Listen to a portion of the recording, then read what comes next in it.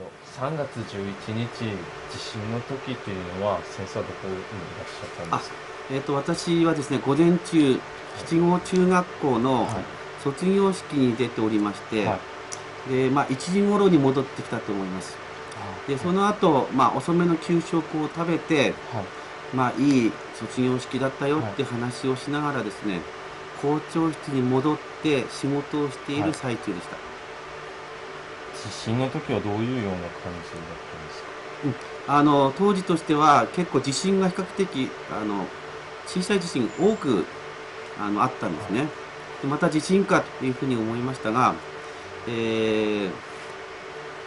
分ぐらいで大体収まる地震が多いと思うんですがね、あの地震だけは2分を超えても止まらなかった。そういう意味では大変異常な地震だなと思っていました。机の上に両手でこういうふうに置いて自分の体を支えてましたけども、それだけでも左右に大きく揺れて、本当に見たこと、経験したことがない地震だなっていうのが、率直な感想でした。その後っていうのはどういうのをよね、その後ですね、ふと校長室は、校庭に面してましたので、校庭を見ました。するとですね、1年生が2人ほど、それから2年生がちょうど帰る時間だったもんですからね、3名ほど、校庭にいまして、2年生の担任がその5人を抱えるようにして、校庭の真ん中でうずくまっていたのが見えました。その後職員室に、それも揺れてる最中でしたけど、行きましたらやっぱ先生方も3、4人しか残ってませんでした。授業中でしたからね。大変大きい地震に驚いて、机の下に隠れていたり、やっぱり呆然と立ち尽くしていた職員が印象的でした。で、うちの学校はですね、避難訓練の時から、屋上に逃げる訓練をしていました。で、多くの学校は、机の下に隠れたら校庭に誘導して安全を確保するというのが通常の避難の方法なんですが、荒浜は津波という意識が大変強い地域で、その繁栄で学校も屋上に逃がすということを決めてましたので、校庭にいる児童をまず教室に入れました。1年生と2年生が校庭にいたわけですがね。その後はハンドマイクを持って各教室に屋上に逃げる準備をしなさいというふうに指示を出しました。で、2、3分過ぎた後、実際は4階の教室にまず逃がしたんですが、4階の教室に移動をするように全教室を回って指示をしました。その時は先生と生徒を合わせてどれくらいではその時はですね、教職員が16名、それから児童は、88名いました。ただ、1、2年生が帰ってしまったので、最終的には後でカウントしたら71名が学校に残っていたということになります。その後っていうのはどういう？実は地震から津波まで荒浜の場合約70分ぐらい時間があったんですね。で、子どもたちは訓練通りすぐに4階の教室の方に移動させましたので、これが多分3時前後には終わってると思いますので、3時10分ぐらいにはだいたい4階の教室に行ったと思います。で、その後ですけども、今度は地域の方が避難してくることをもう訓練してましたので、担任以外の職員、特に私と教頭と教務主任という言われるものは、地域住民の方が避難してくることを想定して、各教室に、町内会名を貼ったり、受け入れの準備をしていました。で、3時、10分過ぎたと思いますが、多くの方が、学校の方に避難をしてまいりました。で、私どもは事前に、町内の方と相談をして、町内会ごとに教室を割り当てる。いうことにしておりましたので、昇降口で町内会名を聞きまして、3階ですとか、4階のなんとか教室ですっていうふうに振り分けをする作業を昇降口で行っていました。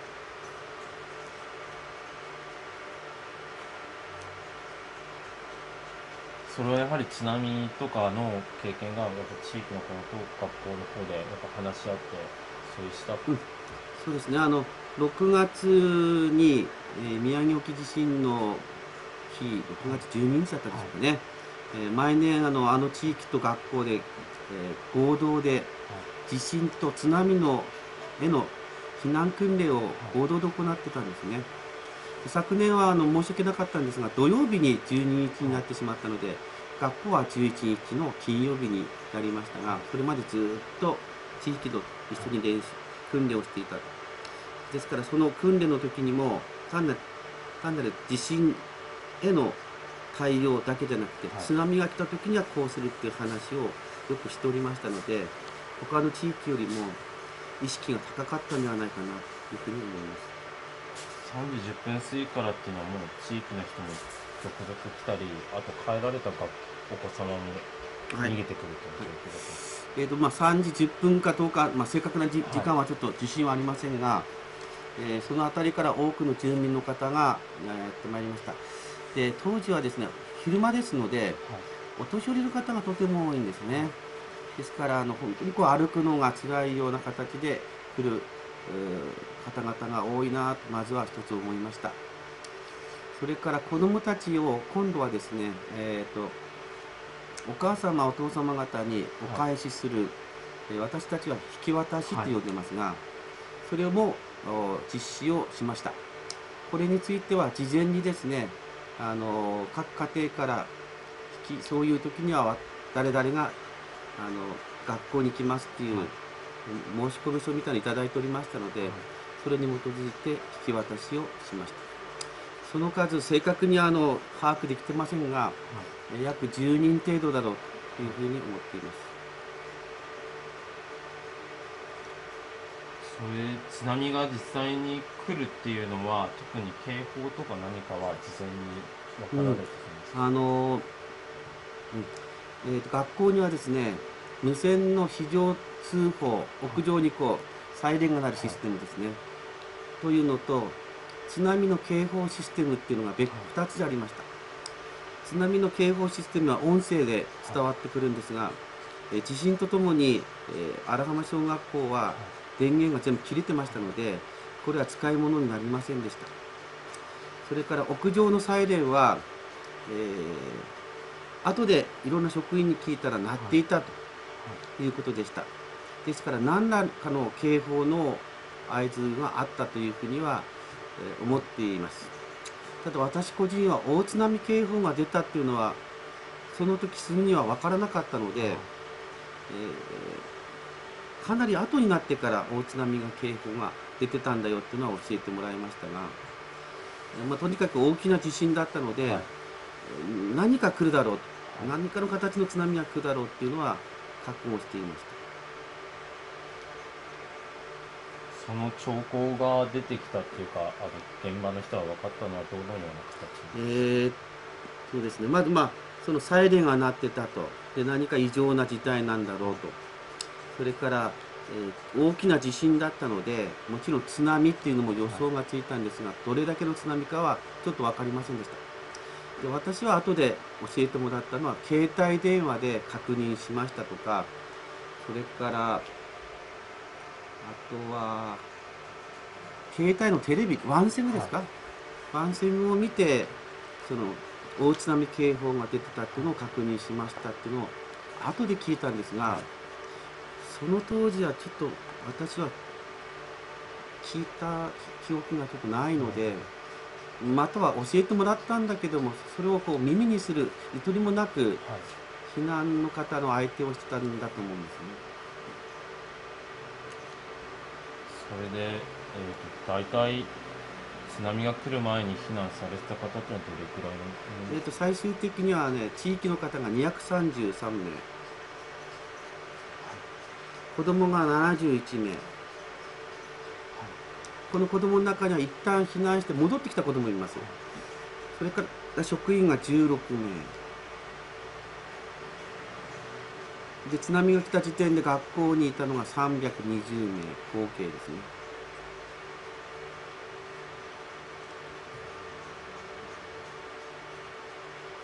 やっぱ皆さんそういうような感じです。何か来るかもしれないですけど、あまり情報がやはりなくて、やはりこれも後で聞いた話なんですが、消防団の方が車で、大津波警報が出たっていう話を、伝えてたっていうのもあるし、それから各町内会長さんがいろんな形でいろんな形でも自転車でこう大きな声で叫ぶとかですね、そういうことだと思うんですが、で、皆さんにできるだけお伝えしたっていうのは聞きました。でも実際にその津波が来たのはいつで、大体その時にはどのように感じられますか？私はずっと1階の昇降口および校庭にいて避難民の方を誘導してたんですね。ですから遠くから津波がこう押し寄せてくるっていう形は見てません。で、逆にですね、地上1階にいましたので、直前まで津波が来るのが分かりませんでした。で、消防団の方が、何回か足の不自由な方をこう車で運んできて、3回目だったでしょうかね、来た時にはもうすでにそこまで津波が来てるから、危ないから早く上がれっていうお話を聞いて、当時いた私と教頭と公務も2階3階に上がっていったということになります。で、津波が来たのは3時55分です。これはちょうど体育館の時計が3時55分で止まっていますので、その時間だろうというふうに予想しています。自衛隊のヘリコプターの映像が今YouTube とかに上がっていて、時事通信さんの方で今見れるんですけど、屋上に避難されてる様子とかも、撮影されてたりするんですが、来てる時っていうのは私はですね、津波が来た時には、2階の校長室の前の廊下にいました。先ほどお話したように津波が来るぞと言われて、2階の校長室および校長室前の廊下に、いたんだと思います。で、しばらくすると北側の方の、堀がですね、みるみるうちに水が増えてですね、溢れ出しました。そうこうしているうちにうちのプールと一体になって、どこがプールでどこが堀か分からなくなりました。で、これはすごいことになったなというふうに思って、東側の窓を見ましたら、東側というのは海側なんですが、隣に住んでいた方の家が、その窓越しに、北から南の方にこう流れていくのが見えました。私は映画だと思いました。自分が見ているこの目の前で起こっているのがなかなか事実だとは思いませんでした。で、そうこうしているうちに東のドアからじわじわと水が押し寄せてきました。その頃は多分もう1階は水没したんでしょうね。で、初めは静かに水が流れてきました。その後、一気に、ガラスを打ち破って瓦礫と一緒にものすごいスピードで、東から西の方に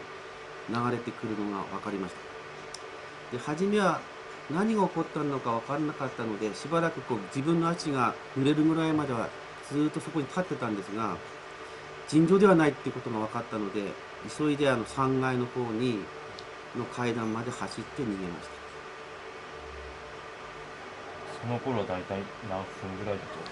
その頃が多分52、3分じゃないかなと思います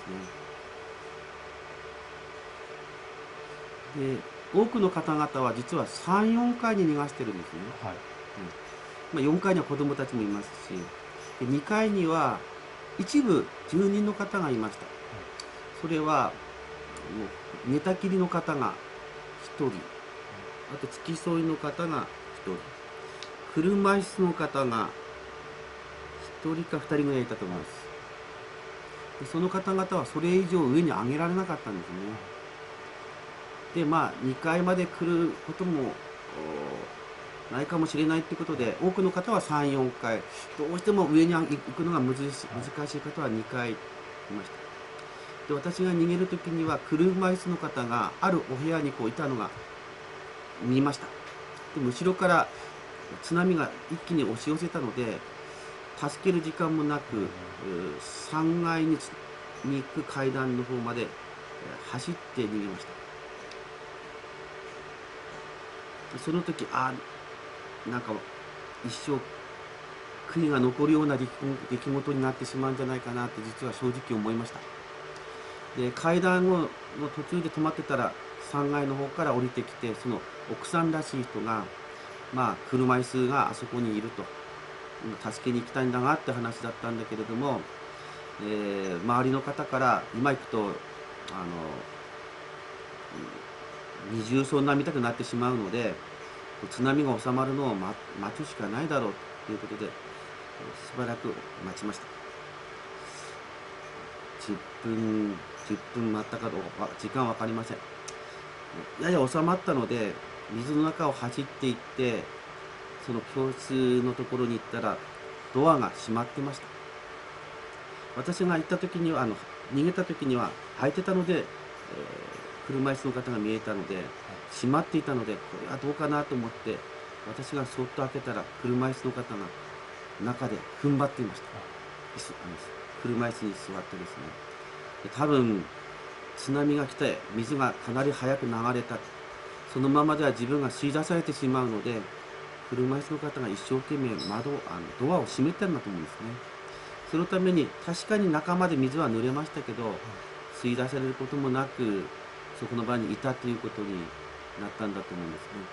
ね。で急いで3階に2、3人の若い人をお願いしまして、みんなで助け出して3階まで上げました。寝たきりの方は寝たきりの方は私は当時は分からなかったんですね。ちょうど私がいた反対側にいたので、後で聞いたら、津波が来たということでギリギリまで看病してたんだけど、どうして女性の方が2人ぐらいいたんだそうですが、上に上げられないので、和室に寝かせたまま3階に逃げたということでした。で私と同じようにどうなったんだろうかなと思って、津波が収まってから降りてきたら布団も多少濡れたと思うんですが、その和室に、そのままいたということで、急いで3階以上に上げたということでした。こちらもその場は助かったということですね。あと3、4階の方にいた人たちはあまりにもちょっと予想以上の津波だったので、うちの教頭が先回りして屋上の出る入り口をですね開けたんだそうです。それで3、4階の人は随分予想以上の津波だっていうことは一部屋上の方に、それから4階に行った生徒たちもその後あまりにも高い津波なので一旦全部屋上に出して、その出したところに私が2階3階から駆け上がって合流したっていうことになります。大体でいいのでその屋上に屋上に合流したの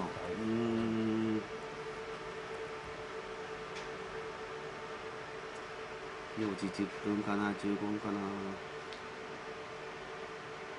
10分か15分ぐらい。そこに車椅子の人を助けに行って上に上げて、ここで子供たちはどうなったんだろうって見に行った時に4階にいなかったんですよね。でじゃあこれは屋上だろうって言ったら屋上にみんないて、その時にはほとんどの方が屋上に集まってたので屋上はいっぱいいっぱいでした。ウェブ上で流れているところは屋上まだあまり人がいない状況なんですよね。ですから津波が来た初期の段階ですよね。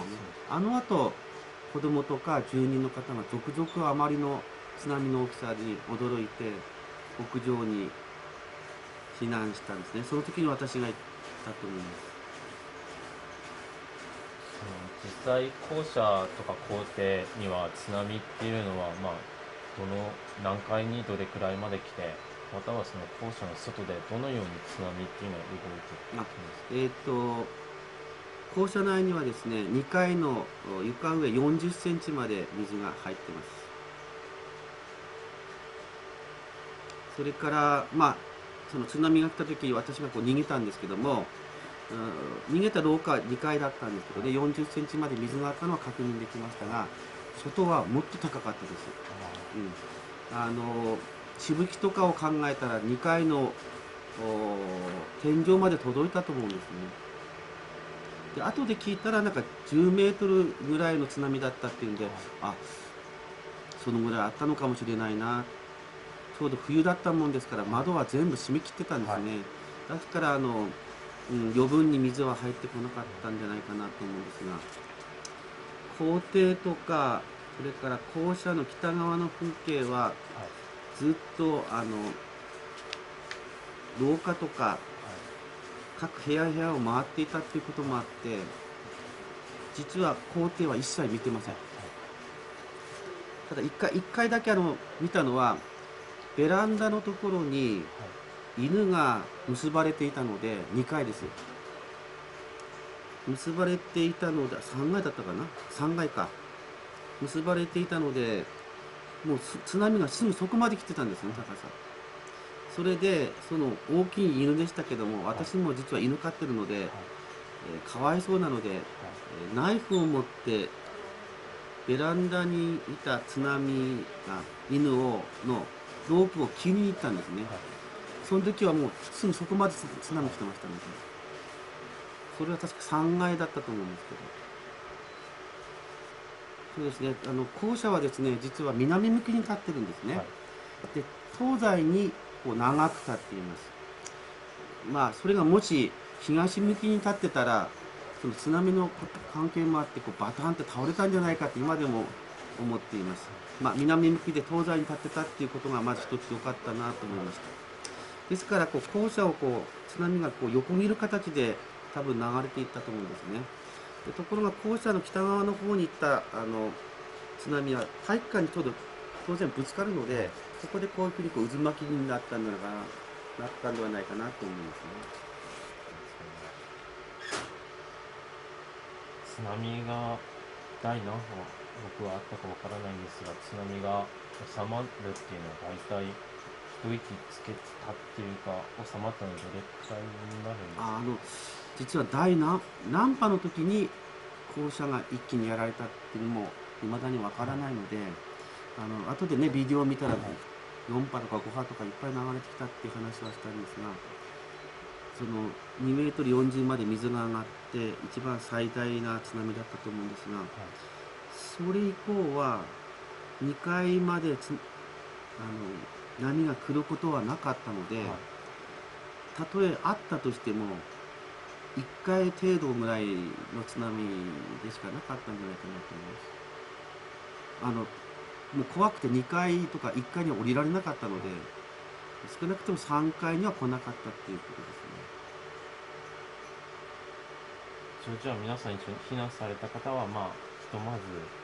大丈夫だったっていうことが確認、校舎の中に入って、屋上に逃げた人もいると思うんですが、その人数が320名だと思うんですけど、で落ち着いてから、屋上にいたら当時吹雪だったんですね。で寒さもかなり厳しかったので、各町内会ごとにもう1回3、4階の方に戻していただいて、住人の方には少し休んでいただくことになりました。じゃあ子どもたちはどうかって言いますと、寒さが厳しいので4階に降りてしばらく経ってからですね、屋上にヘリコプターが来ましてですね、子どもたちを中心に避難させたい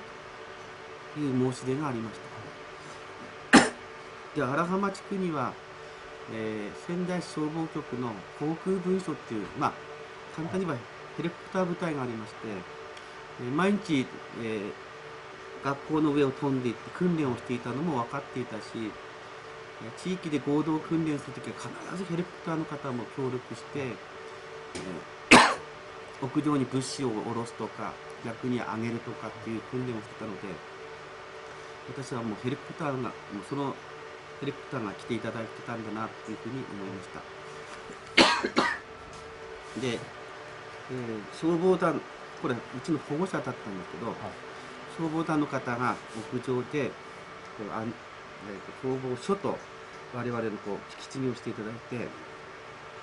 こう小さい子供から助けたいっていう申し入れが来たのが分かりました。で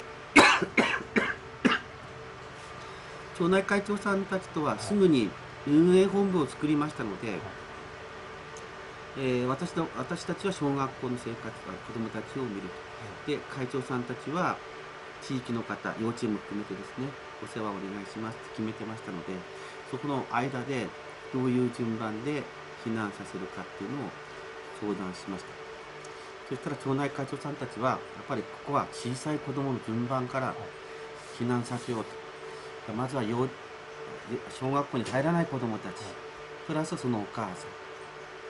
その次小学生、中学生、あと高校生、あと一般というふうに決めていただきました。ありがたかったです。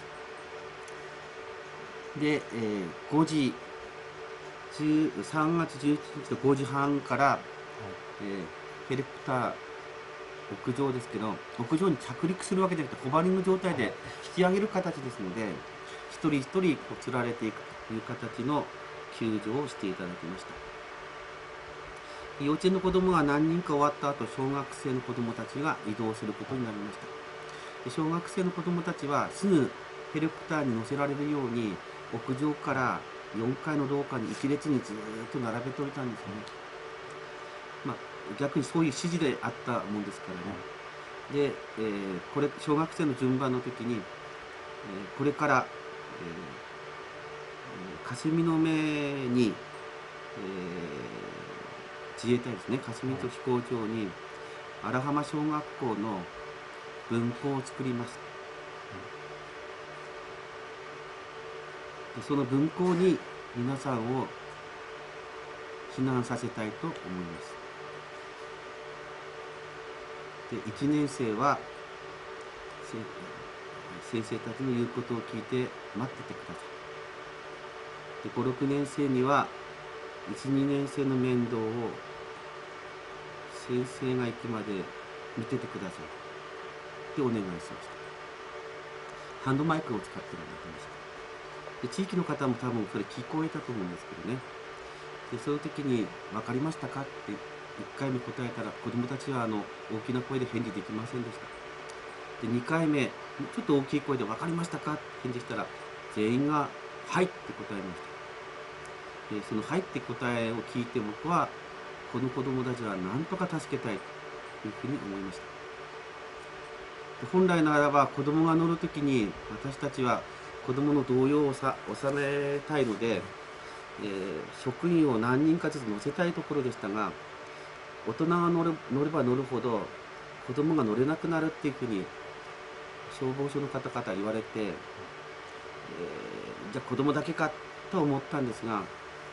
子どもだけ向こうに置くとすぐバラバラになってしまうので、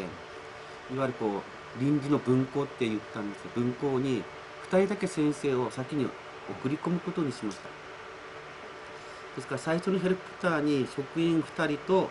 子どもが3人ぐらいだと思うんですが、5人乗りでしたので送っていきました。でその後はもう大人はダメですって言われたので、子どもだけ真っ暗いところを1人ずつ釣られていってヘリコプターに、収められて向こうの先生に預けるっていうのを翌日3月12日の、5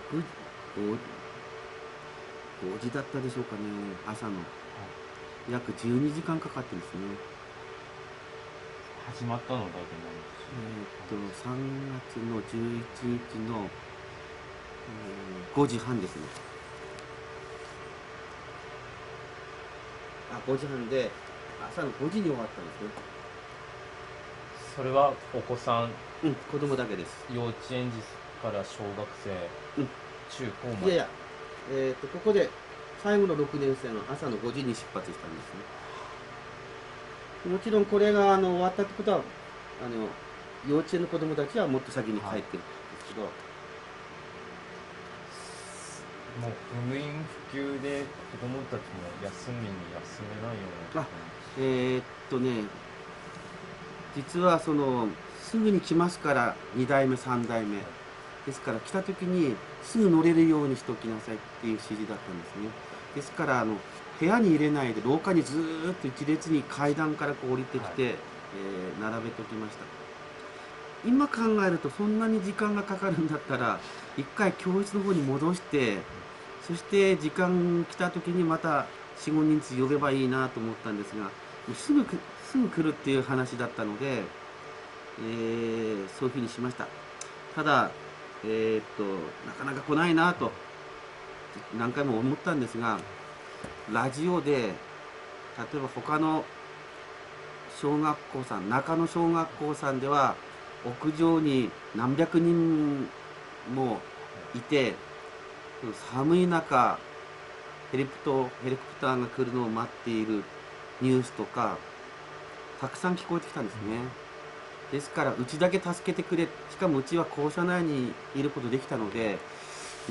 それはなかなか厳しいんだろうなというふうには思いました。でもその時は早く来ないかなと思ったんですね。なんとなく1台ずつ、じゃあヘリコプター1台でもピストンで。そうですね、1台来て5人乗せて、あと1時間ぐらい来なくて、そんなに間空いてるんですか。でまた急に来て5人、はいすぐって言って、その間子供たちは防空時巾をかぶったり、友達とこう頬を寄せ合ってこうじっと我慢をしたり、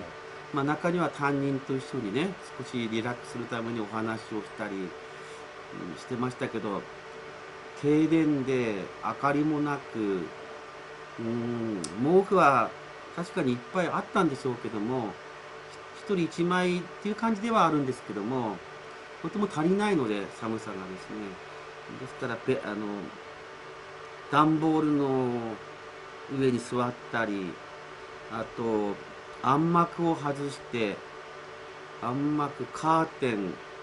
それから卒業式も近かったってこともあって紅白幕とか全部下ろして床に敷くとか、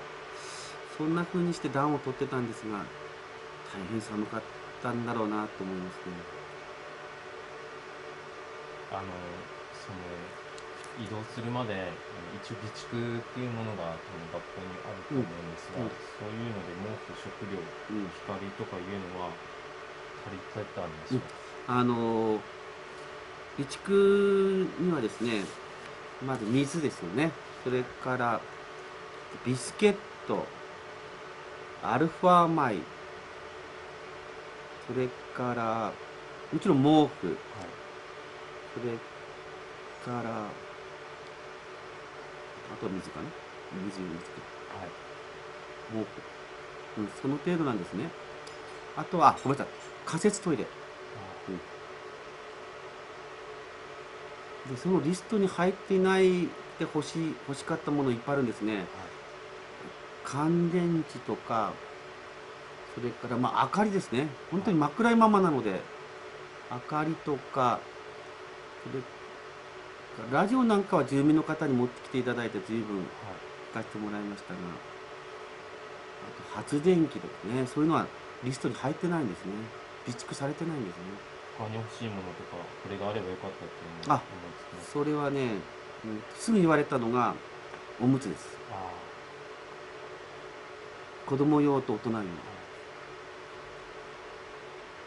これはすぐ言われました。あと女性の生理用品、これは、やっぱああいう時って必要になる方は必要になるんですね。ところが物が物だけにあまり大きな声で叫んだりするわけにもいかないので、苦しかった方は苦しかったと思うんですね。あとはミルクか、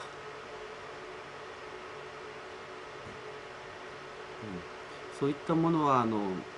ともと保管してないんですね。あと下着も要求されましたが、多分そのおむつの関係だと思うんですね。いいですか。うちの方はまあ31日と12日の2日間だけでしたので、いわばこうアルファ米とかビスケット等については比較的十分だったかな。で、最終的には大人の方が避難できたのは3月の12日の18時が最後のヘリコプターで助けられました。で、子供たちは屋上から一人一人釣られましたけど、翌3月12日になりましたら水がかなり引き始めまして、近くの工場の基礎の部分がコンクリートだったんですが、ちょうどそのヘリコプターがこう着陸するのに都合が良くなりまして、地上から歩いてそのヘリコプターに乗れました。屋上からは5人ずつだったんですが、地上からは10人ずつ乗れるので、あっという間でもね、3時間ぐらいかかってですね、第1便が3時だったと思うんですが、3時から3時ぐらいから16時に、はい、例えばその逆に朝の5時から15時っていうものは、じゃあどなたも来れないような。子供たちが出た後は朝、5時ぐらいにようやく出終わったんですが、中学生が若干と高校生が若干いなくなってからはヘリコプターが来なくなったんですね。それでやっぱりこれはあと3日4日は籠城するほかないだろうということで内部では相談しておりました。ですから水はこうかき集めるとか、それから毛布も必要な枚数こう配り直すとかも準備をしていたんですね。そうしましたら12時頃だったと思うんですが、3月12日の12時頃、西の方、つまり七郷小学校の方から消防団の方々が20人ぐらいだと思うんですが、歩いてこられたんですね。で、その時私たちは校舎から外を見ていたんですが、初めて知りました。歩いてこれるんだって。それまでも外に出れなかったので歩けないと思ってたんですね。でも膝ぐらいはもう水が膝ぐらいは使ってきたと思うんですけど、消防団の方がでも12時頃やってきて、その後2時ぐらいだったでしょうかね、1時ぐらいだったでしょうかね、歩いて消防団の方と一緒に50人ぐらい避難しました。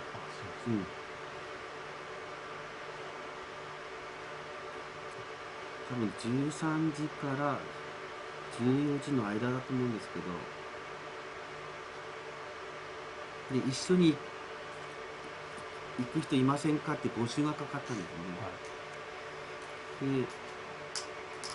もちろん元気の方は歩いていけるんであれば歩いていくっても一つだろうし、もう一つはヘリコプターにはペットが乗せられないって言われたんですね。犬とか猫を飼ってる人、それでだいぶ猫とか犬を飼ってきた人も避難してたので、その方はその歩きの方を選んだみたいなんですね。ですからある写真を見せてもらったんですが、犬をこうね、ペットとかを片手にこう抱えて、消防団の方を先頭に水の中、膝とか腰ぐらいまで浸かりながら帰っていく様子を見せてもらったのはその写真だと思うんですが。ですから子供たちが71人ぐらいいなくなって、大人の方が50人プラスアルファいなくなったので、残るはあと300人か160、70人ということですかね。が夕方まで学校にいて、大型ヘリコプターで避難したっていうのが避難までの一部始終ですね。多いですよね、67人。多いですよ。あれは何台だったかな。2時間ぐらいかかりましたね。ただその頃になったらヘリコプターがどんどん来ました。10分おきぐらいに。札幌とか東京とか、逆に仙台とか宮城県っていうのがないぐらいですよね。じゃあ県外の。ね、それを見ながらみんなでいろんな人が助けに来てくれたんだなって喜んでました。その後っていうのは霞の目についたのいつぐらいでその後そういうの。霞の目についたのはですね、6時半ですね。はい、で、我々職員も2、3台のヘリコプターに分けて乗っていただきました。女性からとか、男性は一番最後とか、いろいろルールがあったもんですからね。まあ、整然と乗っていったんですが、で7時ぐらいに子供たちが全員収容されていた体育館に着いたので、ごめんなさい、6時半にですね、で30分ぐらいかけて、本当にその71人残ってるのかどうか確認するように指示をして、担任みんなで、職員みんなで確認しました。で、9時ぐらい、19時に、とにかく学校にいた子どもたちは全員こちらの方に来たということで、一旦解散をしました。ただ、男性はほとんど泊まりですね。女性の先生を中心に戻すということにしました。その男性の先生たちは泊まってどのような仕事があったんですか？子どもたちの確認も取れてましたし、体育館もほとんど明かりがないんですね。動くに動けないので、緊急の時に備えていたということです。例えば、一旦そこに学校から救助されたものの、親戚の方がお迎えに来たとか、そうなるとまた子どもたちの把握しなくちゃいけないので、必ずは体育館からどこかに行くときには、学校の職員にお話ししてから言ってくださいということをお願いしましたので、例えば親戚のところにこれから避難します。電話番号はこれこれこうです。じゃあ今からいなくなりますということで。で、翌日職員が集まったときにそれを連絡して、はい、それは分かりましたということで、共通認識を積み重ねていったんですね。じゃあ霞の目の体育館ですけど、数日間どれくらいの日数その確認4日か3日ぐらいですかね。4日かな、4日ぐらいだと思いますけど、3月15日ぐらいまで、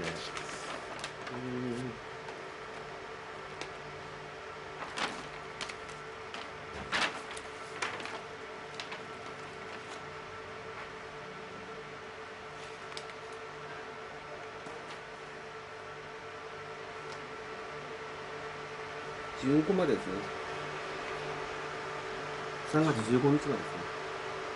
ね。16日に川沼中学校に避難所が移ったんですね。川の町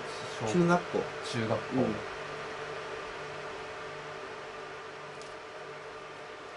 自衛隊の体育館っていうのは一時なんですね。一時の避難所っていうか、ですから本格的な避難所になる場所に、今探してる最中だってお話はずっとあって、ただなかなかそれが決まんなくて、3月15日に移動したので、私たちも子どもの多くが樺沼中学校の体育館に避難しましたので、私たち職員も樺沼中学校の方に移動してきたということになります。結構樺沼町中学校に、お子さんとかご家族がラフの方はいました。あそこには230ぐらいいたんじゃないですかね。子供たちもあそこだけで20人以上いたんじゃないですかね。で、問題なのは91人在籍していて、学校に残ったのが71なので、マイナス20人、これが当時は連絡取れない子どもたちだったんですね。で、さっき駐屯地に行って71人確認したっていうのは、学校に残った子どもの人数を確認しただけで、残る20人の子どもたちは、どこにどういうふうに避難したのかっていうのは知る術がなかったので、その夜も含めて、いろんな情報を知ってるお母さんに聞くとか、中でこの教えていくっていう、教えてもらうっていう作業をずーっと毎日やってました。それが最終的に終わったのは3月の14日の日だと思いますね。ただどうしても一人見つからないです。それはまだうん、どうしても一人見つからないで、そのどうしても一人見つからないまま樺沼中学校の方にこう移っていったんですね。で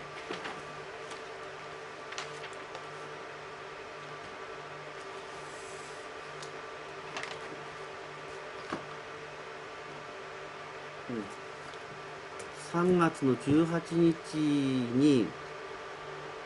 そのまで、実はその一人どうしても連絡が取れない人がいるんですっていう話はマスコミの方にも流してたんですが、18日にそれらしい児童の遺体が見つかったっていうことなので、ご親戚の方に、岐阜まで行っていただいて、身元を確認していただいて間違いないということが分かったのが3月18日の19時ですね。次の本来的な学校教育っていうか、の任務に当たられたのはいつぐらいからだろう。それでこの樺沼中学校に移ってきた時に初めて明るい電気の中で教室っていうのをもらって会議ができたんですね。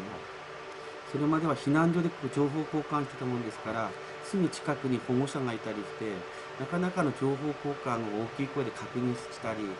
それから名前を書き出すっていう作業ができなかったんですが、樺沼中学校に移ってから臨時のある教室をいただきましてですね、やることができました。それが何日ぐらい？それが3月の15日からですね。でその時の一番大きな課題が卒業式なんですね。で樺野町じゃなくて、避難所にいた時から自衛隊ですね、やっぱり卒業どうするんだろうっていう、卒業生は大変こう悩むんですね。で卒業証書もらわなかったら中学校に行けないんじゃないかとかですね、それ以上に僕たちの学校はどうなるんだろうかとか悩みがたくさんあったと思うんですね。で正直すぐにお答えができるような状況ではありませんでしたが、ある時、教育委員会と相談をして、荒浜小学校の校舎に戻ることはすぐにはもうできないと、それはもう重々分かったんですね。これだけの被害ですので。で何らかの形で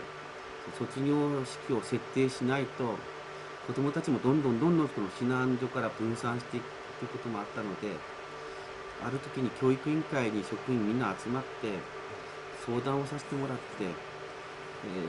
学校の施設でやるのが本当は一番ふさわしいんだけれども、今の避難所を考えるとやっぱり若林区役所の6階ホールっていうのがあるんだそうですが、そこで場所を変えて行うのが一番実現できるだろうということを決めました。で、当初は卒業証書も学校に置いたままなので、もうとても取りに行けないから、臨時に、小さい卒業証書を作っていただいてそれを渡そうと思っていました。それから修了証書っていうのも実はあるんですね。普通は通信表の一番裏側なんですが、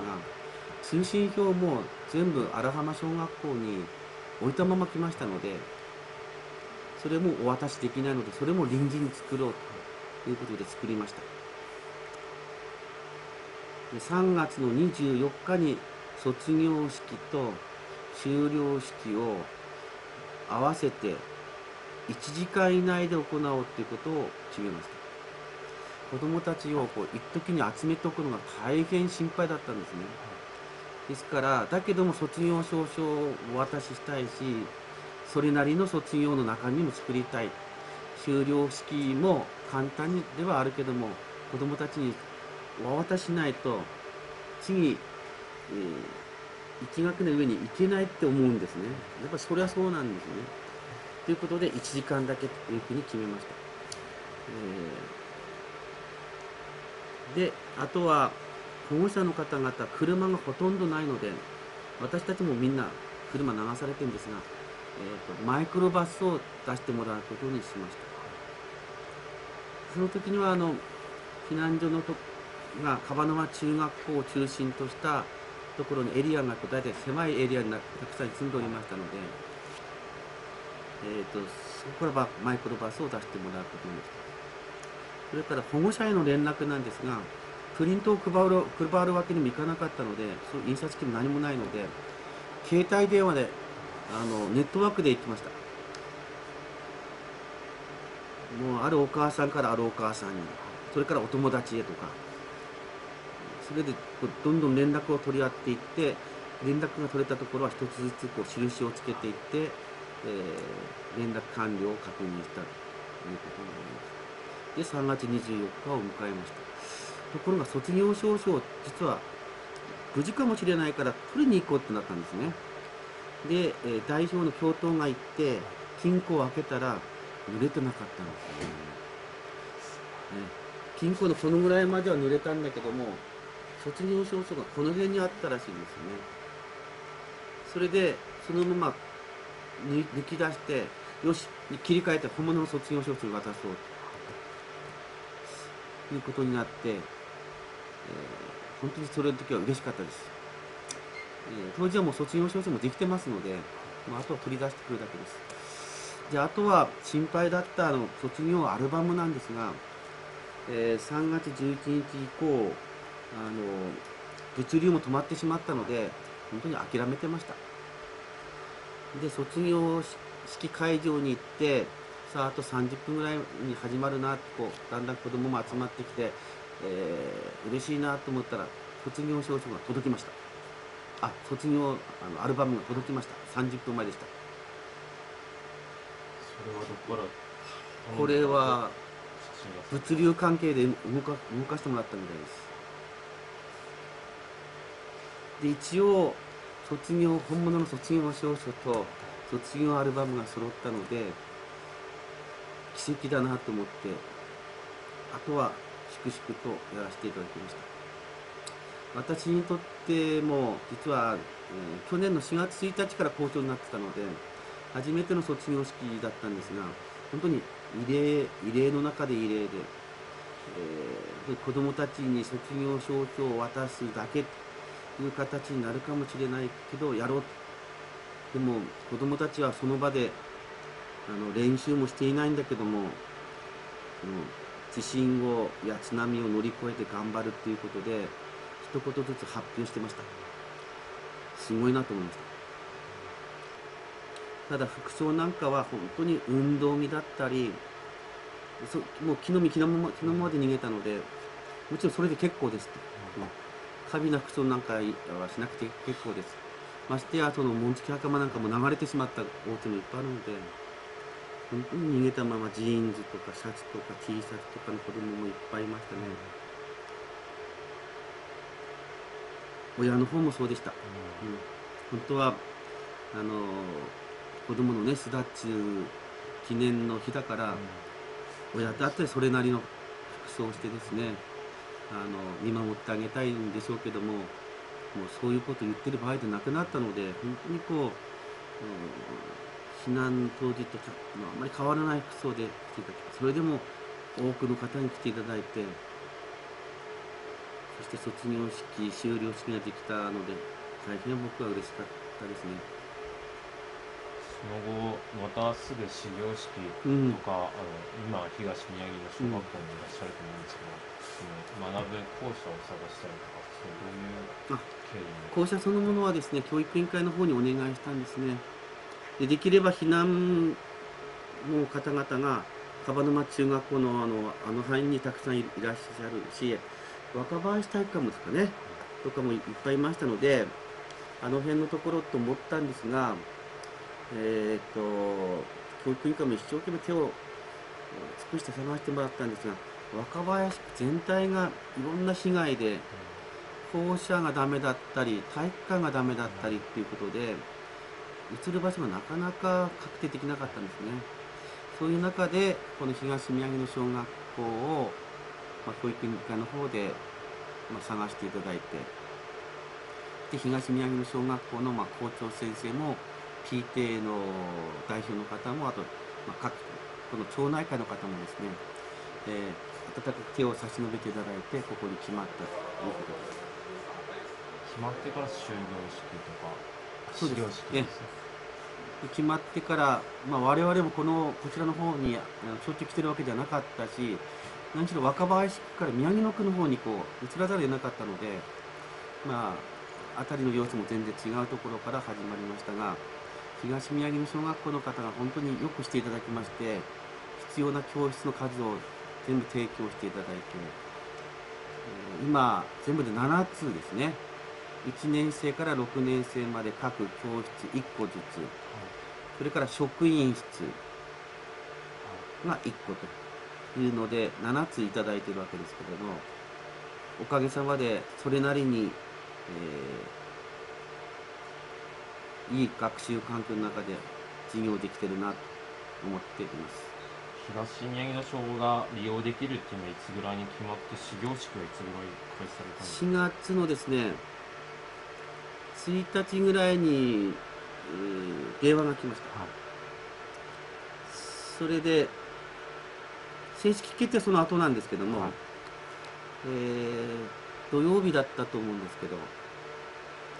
月曜日ぐらいに正規に職員の方にも伝えて、それから準備作業に入りました。で準備作業っていうのは何かというと、引っ越しの準備作業ですね、まずですね。で何教室あって、教室がどのぐらいあって、机がどのぐらいあるか、それから1年生から6年生まで全然机と椅子の大きさが全然違うので、その人数分合うかどうか、それから基本的には何もないところからスタートするので、先生方の机、椅子もない状態から始まったりし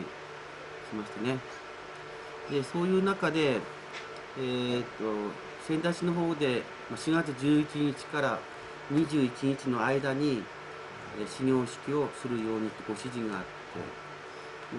被害があまり少なかったところは11日にすぐ決定したと思うんですが、うちのように被害が甚大なところはこの学校で何をしなくちゃいけないのか、それからどのように進めていくのか、やっぱり保護者の方にも説明をしなくちゃいけないので、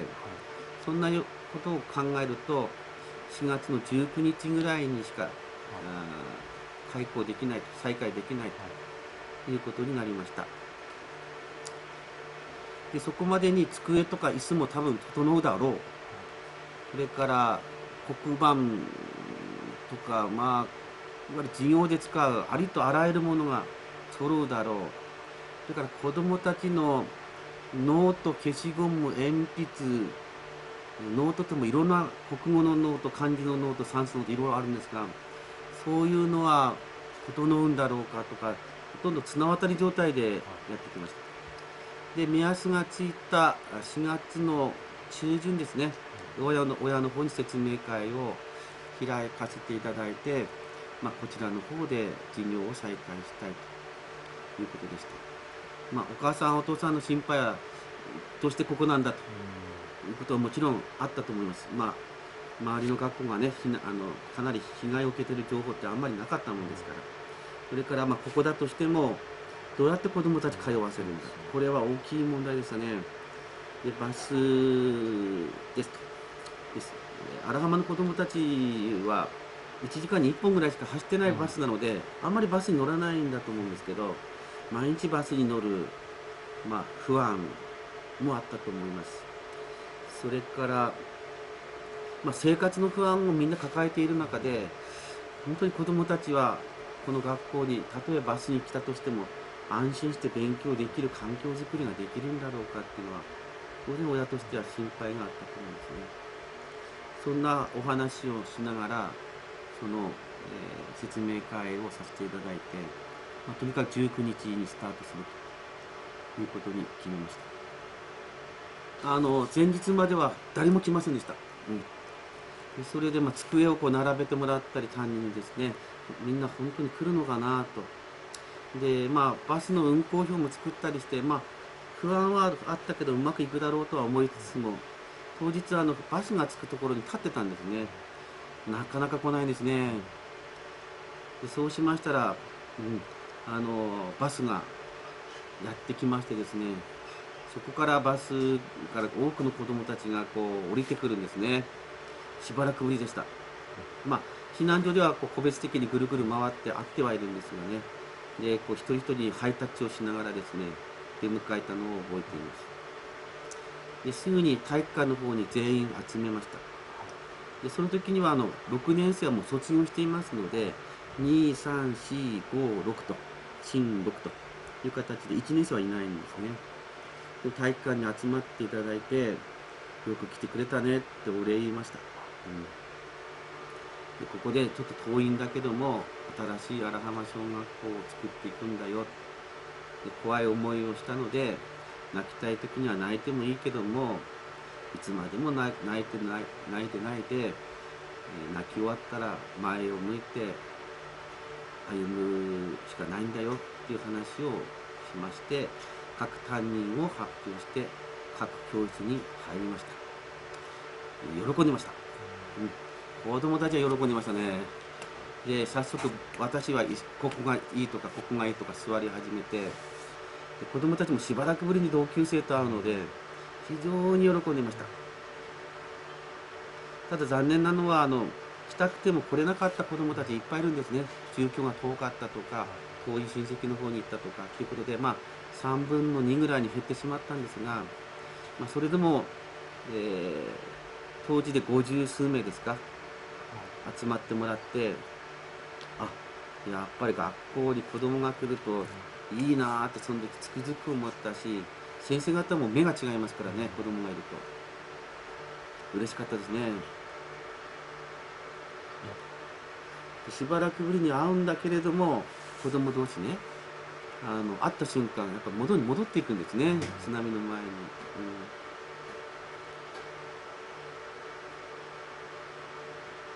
今はもう、夏休みが終わりかけてますけど、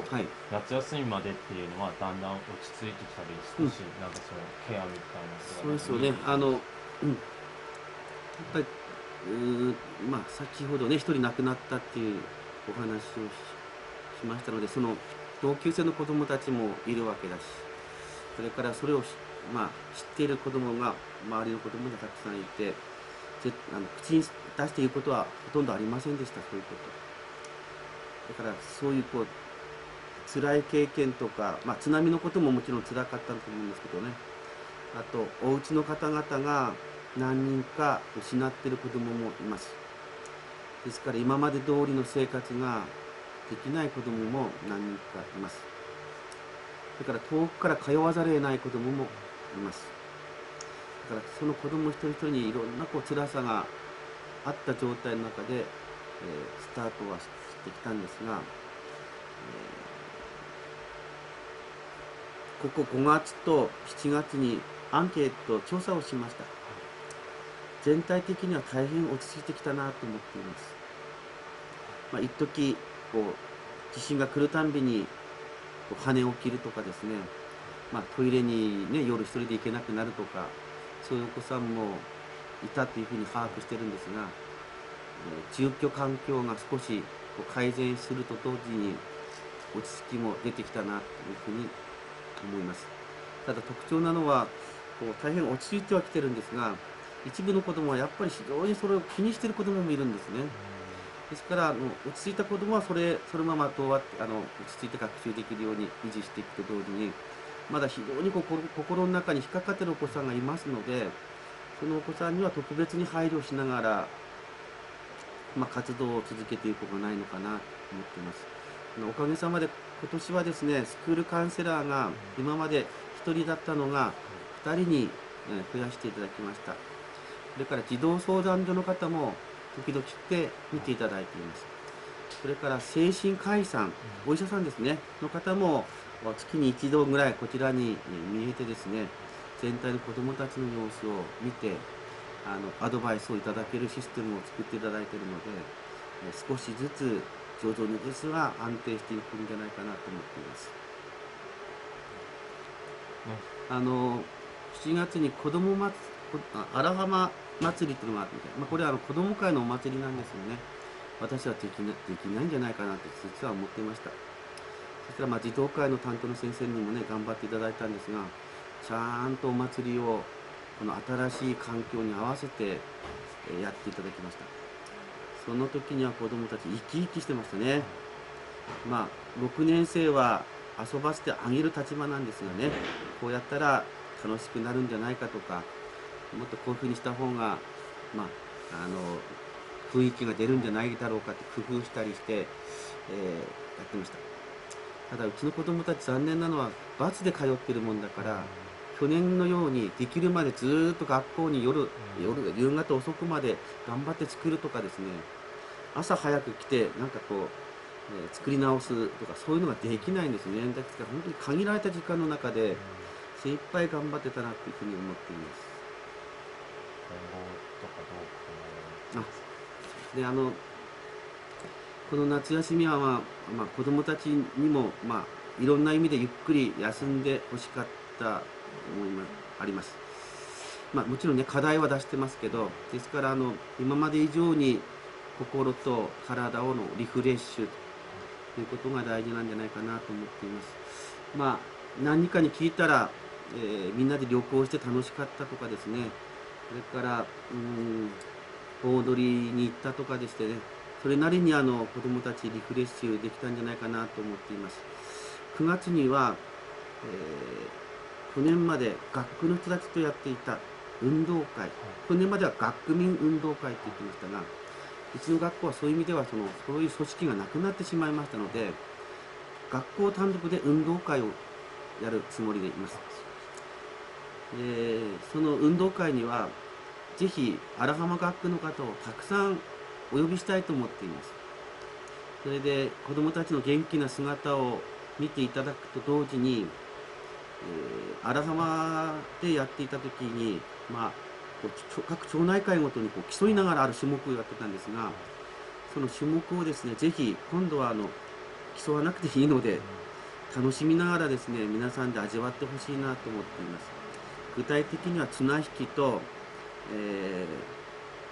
玉入れを今考えてるんですが、ぜひ地域の方にも参加していただいて、